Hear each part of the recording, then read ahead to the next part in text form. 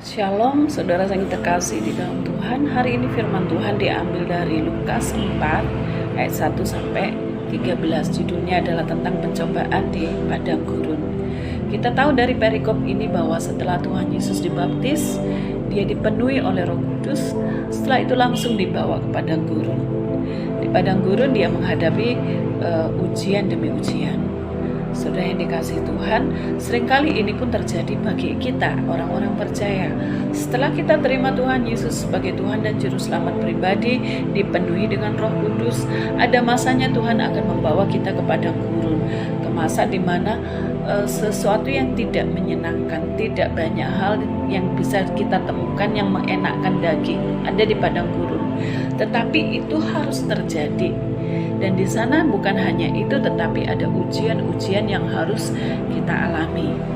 Bukan untuk menghancurkan kita tentu saja, tetapi supaya kita lebih mengenal Tuhan dan mengandalkan Dia dan berakar di dalam Dia. Ketika ada di padang gurun, Tuhan Yesus berpuasa 40 hari 40 malam. Dan dalam keadaan lapar, iblis datang untuk mencobai Dia. Ibu-ibu yang terkasih, iblis tidak akan datang pada saat kita kuat secara rohani, tetapi seringkali dia akan datang ketika kita lemah. Pada saat kita lemah, di titik itulah sebenarnya kita harus waspada. Kita harus benar-benar mengandalkan Tuhan. Ketika iblis datang untuk mencobai Tuhan Yesus, ada 3 hal pencobaan yang dia berikan. Yang pertama adalah mengubah batu menjadi roti. Ini bicara tentang kebutuhan pribadi, kebutuhan jasmani. Dan ini juga yang ditawarkan iblis pada anak-anak Tuhan pada masa kini. Iblis tahu bahwa kita sangat membutuhkan yang namanya makan, minum, dan sebagainya. Ketika kita dalam keadaan terdesak, seringkali iman dikalahkan oleh kebutuhan ini. Nah, hati-hati ketika kita ada di padang gurun dan dihadapkan pada satu kebutuhan yang menurut kita mendesak, jangan menyerah. Karena Tuhan Yesus pun tidak menyerah. Dia berkata, manusia hidup bukan dari roti saja, tetapi dari setiap firman yang keluar dari mulut Allah. Pencobaan yang kedua adalah berkaitan dengan kekayaan, kekuasaan. Ya, Tuhan Yesus diperlihatkan kekayaan seluruh dunia, dan iblis berkata, semuanya itu akan kuberikan padamu kalau kau menyembah aku.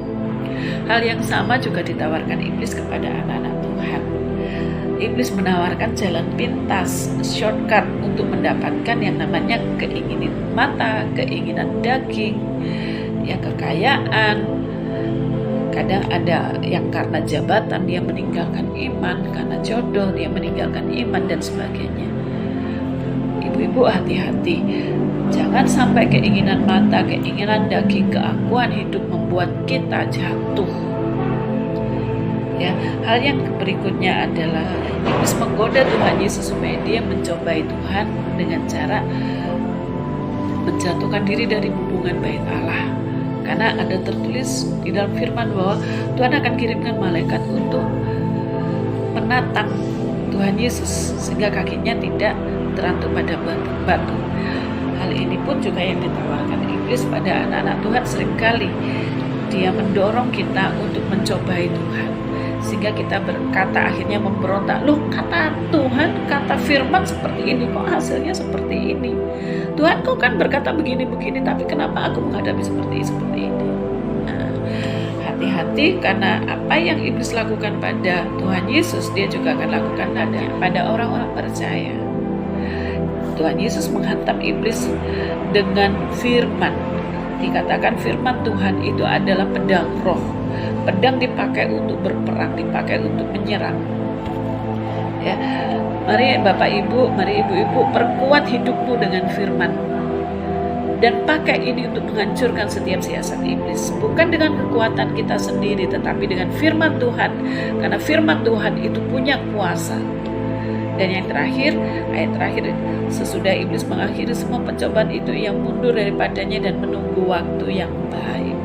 Ya, ini yang dilakukan iblis kepada Tuhan Yesus. Ya, dia bukan pribadi yang gampang menyerah. Kalau kepada Tuhan Yesus saja dia tidak nyerah, apalagi pada anak-anak Tuhan. Jadi yang harus kita lakukan adalah berjaga-jaga senantiasa. Iblis bekerja 24 jam, ya, 7 hari dalam 1 minggu. Bagaimana dengan hubungan kita dengan Tuhan, koneksi kita dengan Tuhan? Apakah kita bergantung kepada Tuhan 24 jam sehari, 7 hari dalam seminggu, dan seterusnya? Ya. Jangan berikan kesempatan pada iblis, jangan beri celah apapun. Dia memang seperti singa yang mengaum-ngaum mencari orang yang dapat ditelannya. Jangan mau ditelan. Ya. Demikian firman Tuhan, biarlah itu menjadi berkat buat kita semua. Tuhan Yesus memberkati. Salam kemenangan.